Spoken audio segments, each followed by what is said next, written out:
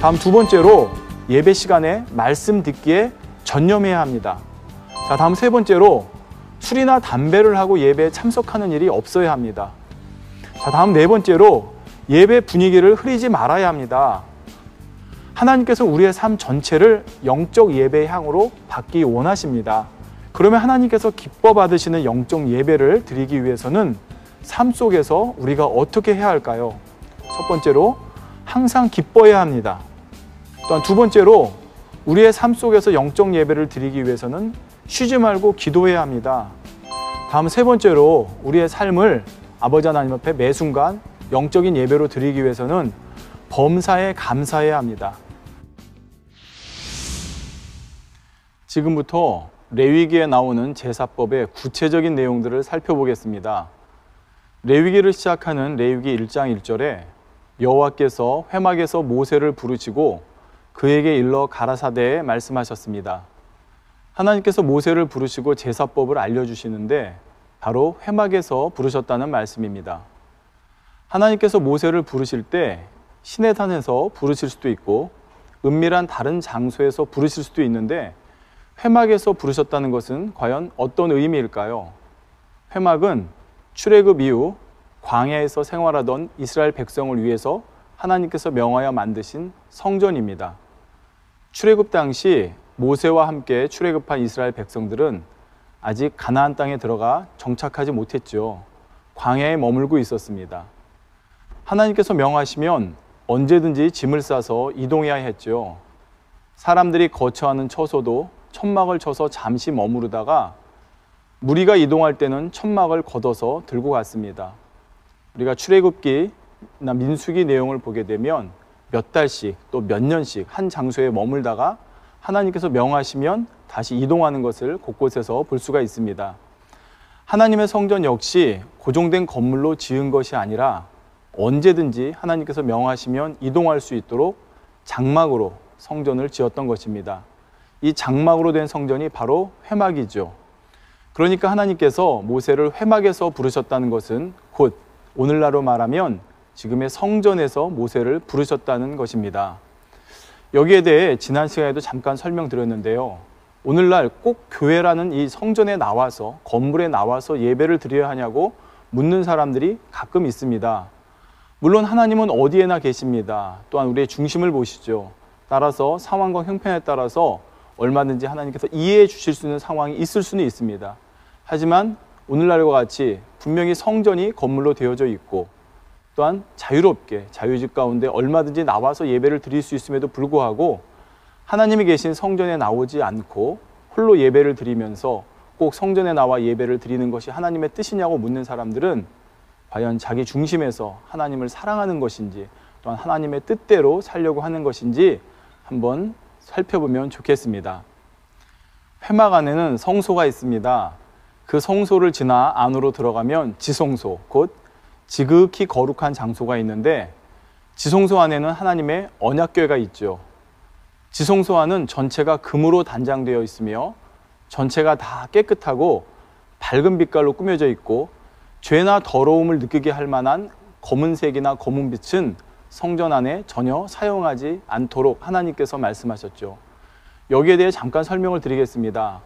우리가 성경을 보더라도 하나님께서 성전을 지을 때, 회막을 지을 때 결코 검은색을 넣도록 말씀하신 것이 없습니다. 이것은 오늘날에도 동일합니다. 사람들이 생각 가운데 검정색 하면 마치 위엄 있고 뭔가 더 하나님 앞에 거룩한 느낌을 가진다고 생각하는데 이것은 사람의 생각 가운데 나온 것입니다. 하나님께서는 검은색을 기뻐하지 않으십니다. 그래서 성전 안에 검은색을 사용하여 성전을 짓는 것은 하나님의 뜻이 아니라는 것을 알아야 되겠습니다. 그렇다면 천국을 한번 생각해 보십시오. 천국에도 검은색이 있겠습니까? 검고 칙칙한 색깔이 있을 것 같지 않죠? 마찬가지입니다. 하나님이 계신 곳, 하나님이 임재하시는 곳, 바로 성전을 지을 때도 어두운 색, 꼭 검은색이 아니라 할지라도 어두운 색이나 짙은 색이 아닌 밝고 맑고 깨끗한 색깔을 사용하는 것이 하나님의 뜻이라는 것을 우리는 성경을 통해서도 확인할 수가 있다는 것을 알아야 되겠습니다. 지성소에는 하나님의 말씀을 담은 언약궤가 있습니다. 그것은 하나님께서 그곳에 함께 하신다는 상징입니다. 곧 말씀이 하나님이기 때문이죠. 성전 전체가 다 하나님의 전으로 거룩한 장소이지만 특별히 지성소는 더욱 구별되어 거룩한 장소로 정해진 것입니다. 여기는 백성의 대제사장만이 그것도 1년에 단 하루 자기와 백성들을 대속할 때만 들어갔습니다. 성경에 보면 하나님 앞에 만홀히 행한 사람이 그 생명을 잃는 장면이 종종 나옵니다. 예를 들어 레위기 10장에 보면 제사장 나답과 아비후는 여호와 하나님께서 명하지 않은 다른 불로 분향했다가 여호와 앞에서 나온 불에 살라 죽임을 당했습니다. 또 역대상 13장에 보면 웃사라는 사람이 하나님께서 만지는 것을 금하신 하나님의 언약궤를 손으로 붙잡았다가 그 자리에서 하나님의 진노하심을 입어 죽은 장면이 나오죠. 그런데 물론 여러분 이걸 오해하시면 안 됩니다. 하나님은 이렇게 무서운 분이시다 생각하시면 안 됩니다. 하나님께서 분명히 명하신 하나님의 뜻에 순종해야 된다는 것, 또 하나님께서 지시하시고 명하신 방법대로 하나님 앞에 예배하고 제사해야 된다는 것을 알려주시기 위해서 대표적인 예를 통해 아버지가 이것을 성경에 기록해 하신 것이지 하나님께서는 그렇게 무섭고 하나님께서는 두려운 분이 아니라는 것을 알아야 되겠습니다. 하물며 지성소는 하나님께서 함께 하시는 거룩한 장소이고 경건한 장소이므로 그 안에 들어가는 사람은 얼마나 조심해야 되는지를 분명히 알아야 되겠습니다. 아무나 들어갈 수 있는 것은 물론 아니고 들어갈 수 있도록 허락받은 대제사장이라 할지라도 정녕 두렵고 떨림 가운데 들어갔던 것입니다. 오직 대제사장만이 이곳에 들어가 하나님 앞에 속죄의 제사를 행하도록 허락받았고 죄인들은 결코 하나님 앞에 가까이 할 수 없으므로 이 지성소 안으로 들어갈 수 없는 것이죠. 그런데 오늘날은 우리 모두가 하나님 앞에 나아가는 것이 허락되었습니다. 바로 우리 주 예수 그리스도로 말미암은 것입니다. 마태복음 27장 50절에서 51절에 보면 예수께서 다시 크게 소리 지르시고 영원히 떠나시다. 이에 성소 휘장이 위로부터 아래까지 찢어져 둘이 되었다 했죠. 예수님께서 우리 죄를 위해 자기 몸을 들여 십자가에서 죽으실 때 지성소와 우리 사이를 막고 있던 휘장이 찢어져 둘이 되었습니다. 여기에 대해 히브리서 10장 19절 20절에는 그러므로 형제들아 우리가 예수의 피를 힘입어 성소에 들어갈 담력을 얻었나니 그 길은 우리를 위하여 휘장 가운데로 열어놓으신 새롭고 산 길이요 휘장은 곧 저의 육체니라 했습니다. 예수님께서 그 몸을 들여 죽으심으로 인해 휘장이 찢기고 죄인된 우리가 거룩하신 하나님 앞으로 나갈 길이 열린 것입니다. 그래서 오늘날 우리가 이와 같이 아버지 하나님이 계신 성전에 나와 직접 예배 드릴 수가 있는 것이고요. 전에는 제사장만이 하나님께 나아갈 수 있었지만 이제 백성들도 언제든지 하나님과 친히 교통을 이룰 수 있게 된 것입니다. 그러니까 다른 중보자를 통해서 기도하거나 죄사함을 받아야 할 필요가 없고 구원받은 우리가 하나님께 직접 기도하면 되는 것입니다. 시청자 여러분, 그러면 이 회막이 오늘날 우리에게는 영적으로 어떤 의미일까요? 회막은 오늘날 성도들이 예배하는 교회라 했습니다. 이 성전 건물이라 했죠. 또한 성소는 주를 믿고 영접한 우리의 몸이요 지성소는 하나님께서 거하시는 우리의 마음입니다.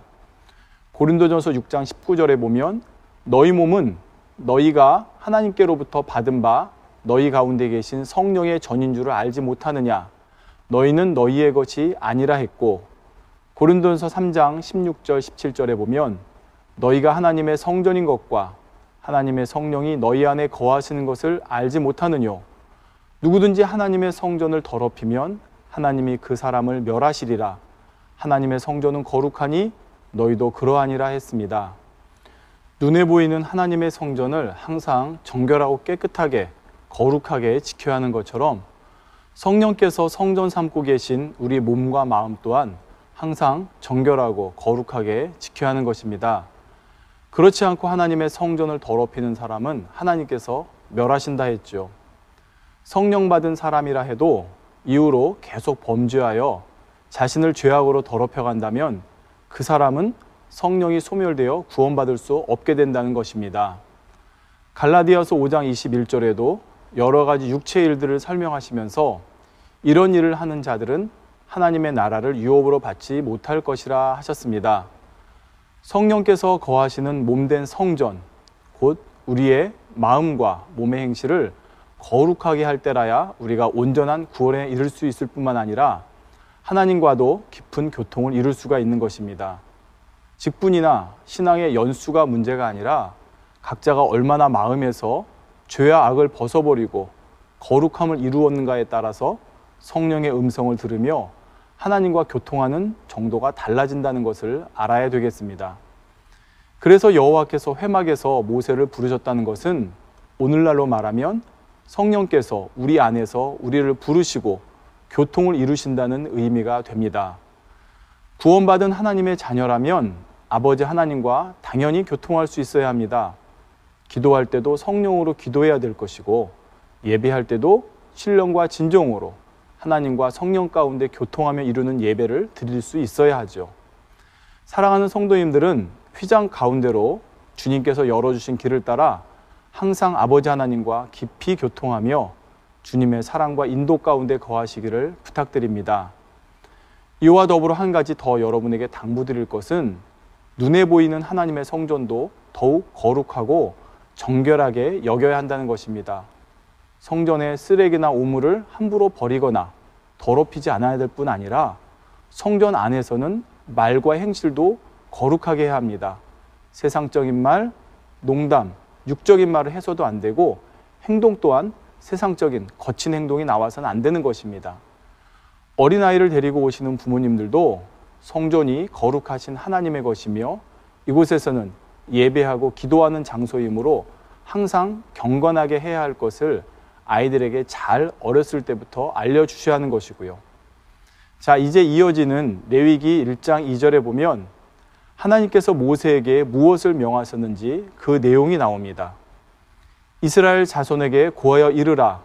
너희 중에 누구든지 여호와께 예물을 드리려거든 생축 중에서 소나 양으로 예물을 드릴지니라. 여기서 이스라엘 자손이란 영적으로 오늘날 주를 믿는 모든 하나님의 자녀들을 의미합니다. 하나님을 믿는 우리가 하나님께 예물을 드리려거든 소나 양으로 드리라 하셨죠. 물론 레위기를 계속 읽어가다 보면 염소, 비둘기 혹은 곡식의 가루로 예물을 드리는 경우도 있지만 이러한 각각의 의미는 차후에 설명하기로 하겠습니다. 그런데 예물을 드릴 때 살아있는 소나 양으로 드릴 분은 없을 것입니다. 오늘날 교회에 와서 예배드리며 소나 양으로 하나님께 예물 드리는 분은 없으시죠? 그러면 우리가 어떻게 해야 소나 양으로 예물을 드리라 하신 하나님의 뜻에 따라 오늘날 예배를 드릴 수 있는 것일까요? 또 수많은 짐승들 중에서 왜 특별히 소나 양을 받기 원하신 것일까요? 그런데 예물을 드릴 때 살아있는 소나 양을 드릴 분은 없을 것이라 말씀드렸습니다. 그러면 이것을 오늘날 예배에 어떻게 적용해야 되는지를 지금부터 살펴보도록 하겠습니다. 먼저 생축, 곧 살아있는 가축 중에서 예물을 드린다는 것은 하나님 앞에 신령과 진정으로 예배하여 거룩한 산제사, 곧 영적 예배를 드려야 한다는 의미입니다. 이는 예배 시간뿐만 아니라 일상생활 속에서도 항상 깨어 기도하며 하나님 앞에 거룩하게 살아야 된다는 의미가 되겠습니다. 이에 대해서는 첫 번째 시간에도 설명드렸죠. 우리가 레위기 강해를 통해 제사법에 대해 배우고 이것을 오늘날의 예배에 적용한다는 것은 단지 주일날 교회에 나와서 드리는 그 대배 시간을 어떻게 드려야 하는지에 대한 것만 설명하는 것이 아닙니다. 바로 우리의 모든 삶을 하나님 앞에 어떻게 드려야 되는지에 대해서 적용하기 위한 것이죠. 그럴 때 우리의 예배와 모든 예물이 거룩한 산 제사로 드려져 영적 예배를 하나님 앞에 드릴 수가 있는 것입니다. 다음으로 왜 생축 중에서 소나 양으로 예물을 드리게 하셨을까를 살펴보겠습니다. 이는 소와 양이 모든 짐승 중에서도 인류를 구원해 주시기 위해 화목제물이 되어 오신 예수님을 나타내기에 가장 적절한 짐승이기 때문입니다. 그러면 먼저 소에 대해 살펴보죠. 첫째, 소는 사람의 짐을 대신 져줍니다. 소가 사람의 짐을 대신 져주는 것처럼 예수님께서도 우리의 모든 죄짐을 대신 져주셨습니다. 마태복음 11장 28절에 수고하고 무거운 짐진 자들아 다 내게로 오라 내가 너희를 쉬게 하리라 하셨죠. 사람마다 세상에서 썩어질 것들을 얻기 위해 얼마나 수고하고 애씁니까? 돈을 벌기 위해, 권세를 얻기 위해, 지식을 얻기 위해, 명예를 얻기 위해, 그렇지만 결국 이 모든 것은 다 썩어질 것입니다. 아무리 많은 것을 얻는다 해도 한 번 죽으면 소용이 없죠. 그런데도 세상에 부귀영화, 지식, 명예, 그 밖에 원하는 것들을 얻기 위해 사람들이 얼마나 밤낮으로 수고하며 살아가는지요.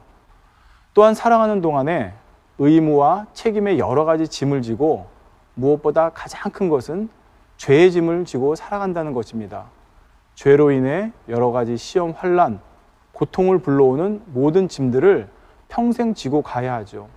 그러나 이러한 사실을 모르는 사람들은 자신들이 왜 이러한 시험, 환난을 받는지, 왜 이런 어려움을 겪는지, 왜 이런 재앙을 만나는지 깨닫지 못한 채 그냥 그 죄의 짐과 그로 인해 오는 여러 가지 어려움과 고통을 평생을 지며 살고 있다는 것입니다. 그런데 예수님께서 바로 제물이 되어주셔서 속죄의 피를 흘려주시고 십자가에 달려 죽으심으로 인생의 모든 수고와 짐들을 대신 져주셨습니다. 따라서 이제 주님을 믿음으로 모든 수고와 죄짐을 내려놓고 마음의 안식과 평안을 누릴 수 있게 된 것입니다. 더 이상 세상에 썩어질 것들을 위해 수고하고 힘들게 살아가는 것이 아니라 이제는 하나님의 나라와 영광을 위해 수고하며 천국의 소망과 기쁨 중에 살 수가 있는 것입니다. 둘째로 소는 사람에게 해를 끼치지 않으며 오직 유익만 줍니다. 소는 사람에게 순종하여 노동력을 제공할 뿐만 아니라 젖과 고기와 가죽도 주지요.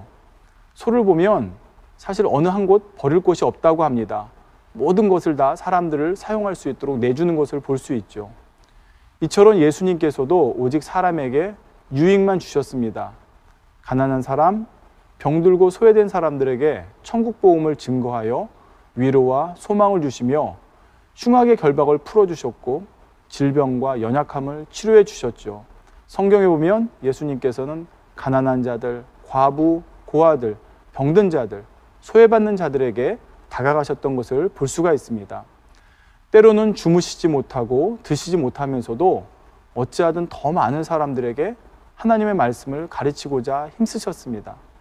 그리고는 마침내 십자가에 달려 생명을 내어주심으로 정녕 지옥에 갈 수밖에 없었던 무수한 죄인들에게 구원의 길을 열어주신 것입니다.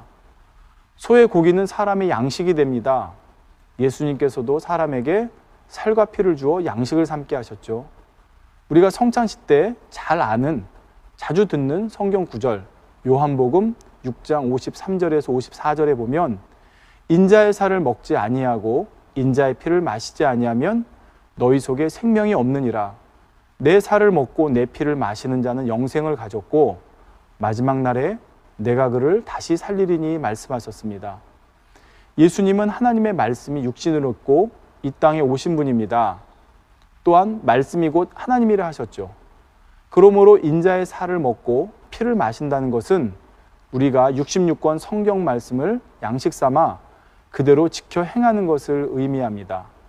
사람이 음식을 먹고 마셔야 살 수 있는 것처럼 하나님의 말씀을 먹고 양식 삼아야만 우리 또한 영원한 생명을 얻어 천국에 갈 수가 있다는 사실입니다. 셋째, 소는 땅을 갈아 비옥한 토양으로 변화시켜줍니다. 예수님께서도 사람의 마음밭을 개간시키십니다. 마태복음 13장에 보면 길가밭, 돌밭, 가시떨기밭, 좋은 밭 등 사람의 마음을 네 가지 밭으로 비유하신 말씀이 나오죠. 예수님께서 모든 죄를 대속해 주셨기 때문에 이제 성령께서 우리 마음에 오실 수가 있게 되었습니다. 그리고 이처럼 우리 안에 오신 성령께서 도와주시고 위로부터 아버지 하나님께서 은혜와 능력을 주심으로 우리는 마음밭을 좋은 밭으로 개간할 수가 있는 것입니다. 길가밭이라 할지라도 돌밭이라 할지라도 가시떨기 밭이라 할지라도 얼마든지 좋은 밭, 옥토로 개간할 수가 있는 것이죠. 모든 죄를 사하신 예수님의 보혈을 의지하여 간절히 기도하고 진리대로 열심히 순종해서 행해 나갈 때 우리의 마음이 옥토와 같이 기름지고 좋은 밭으로 변화되는 것입니다. 그래서 심는 것마다 30배, 60배, 100배로 거두며 영육간의 축복을 거둘 수가 있는 것이죠. 다음으로는 양에 대해서 살펴보겠습니다. 요한복음 1장 29절에 보면 이튿날 요한이 예수께서 자기에게 나오심을 보고 가로되 보라 세상 죄를 지고 가는 하나님의 어린 양이로다 했습니다. 이때 어린 양은 특별히 일련된 교미하지 않은 수양을 말합니다. 출애굽 당시 열재앙으로 애굽 백성들의 장자가 다 죽을 때도 이스라엘 백성들은 어린 양의 피로 대속하여 자신들의 생명을 지킬 수 있었죠. 이때의 어린 양도 출애굽 12장 5절에 보면 흠없고 일련된 수컷으로 드리라 하셨습니다. 그러면 과연 양의 어떤 면이 예수님과 닮았다고 하는 것일까요?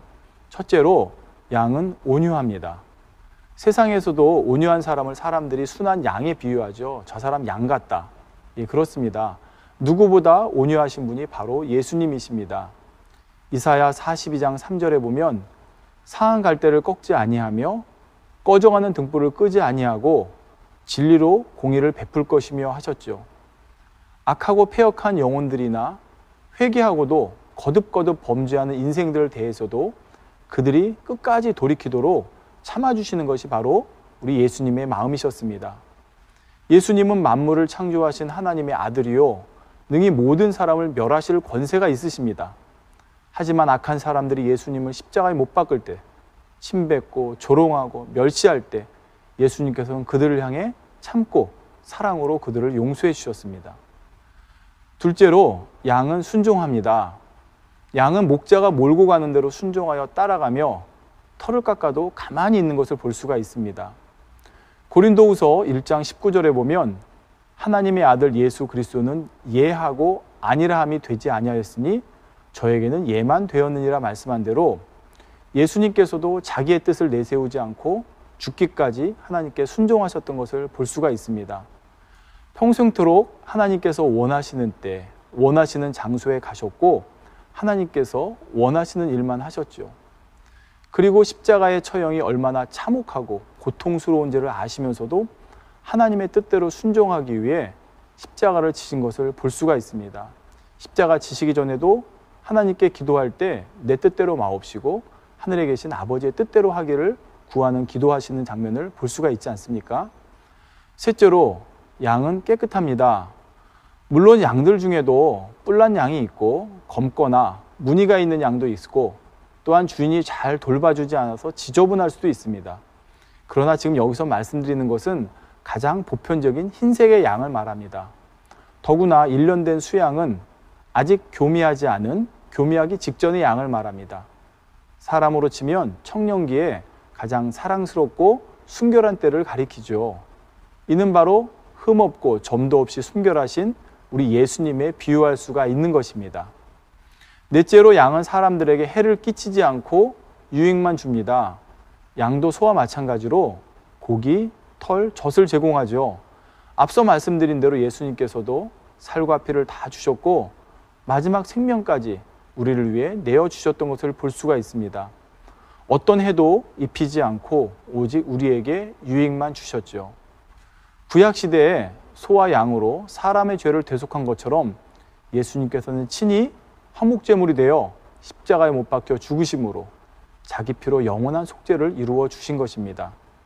바로 이러한 사실을 믿는 우리는 예수님이 어떠한 모습으로 하나님께서 받으실 만한 제물이 되셨는지를 밝히 깨달아 우리를 구원하신 예수 그리스도의 사랑과 은혜에 늘 감사해야 될 것입니다. 또한 뿐만 아니라 그러한 예수님의 본을 받는 삶을 살아야 하는 것이죠.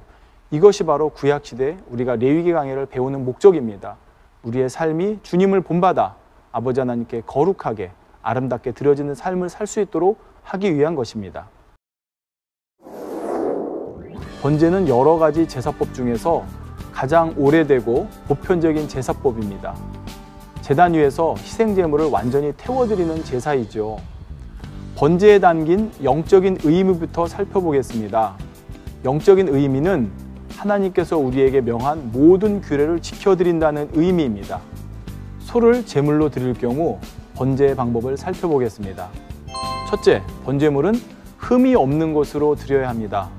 둘째로, 번제의 제물을 수컷으로 드리라 하신 말씀은 하나님께서 우리의 정한 중심을 받기 원하신다는 뜻입니다. 오늘날에 우리에게 있어 수송아지를 제물로 드려야 한다는 것은 우리가 하나님 앞에 나올 때 깨끗하고 순결한 어린아이의 심령으로 나와야 한다는 의미입니다. 소의 번제를 드릴 때 셋째, 흠없는 숫송아지로 예물을 드리되 회막문에서 드리라 하셨습니다. 넷째로 번제를 드릴 때 자기가 드리는 제물의 머리에 안수를 하고 잡습니다.